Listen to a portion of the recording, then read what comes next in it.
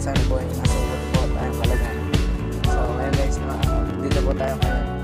Papunta sa Moreray, San Juan. Isang lola ang bibigyan natin ng special na regalo. Magandang umaga po sa ating lahat, Kategram. Sa ating po mga dyan, sa ating mga lolo, lola, tito, tita, ate, kuya, nanay, tatay. Sa lahat po ng Kategram family sponsor, magandang umaga po. Napakasaya po ng araw na to kasi yung nagdadrive papunta sa mission natin, walang iba kundi pong ating panganay. Kanina Kategram, nagre-ready po kami, naghahanda po ako. Nagpupumilit po siya, gusto niya, siya daw po yung mag-drive. Natid daw po kami sa ating mga mission ngayon. At ano yung pakiramdam na? Ito yung una mong pagdadrive sa mission. Yung natid mo kami sa mission na.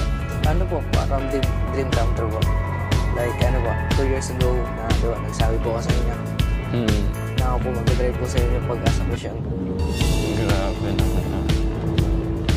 Para akong Kategram. Grabe. Hindi mo lang alam kung ano yung pinulot mo na kasiyahan sa puso ko, sa puso ng bawat isa. Ako tong Kategram, na speechless ako dun. Hanggang ngayon pala naalala pa ko yun yung kanyang thank you na ka. Salamat sa pagmamahal. Hindi lang sa amin, pati sa mga kababayan natin. Dream come true. Ibig sabihin talagang nasa puso, Kategram. Ano yung gusto mo sabihin sa mga Kategram? Baka may gusto kong sabihin. Siyempre, thank you rin po sa pagmamahal pa rin po sa akin. At still na sumusuporta po hanggang ngayon. Grabe nila, Yung iba, 1 year pero yung sa'yo hanggang ngayon, Lalo na yung mga nagmamahal sa'yo ng mga ninong-ninong. Hindi kumukupas.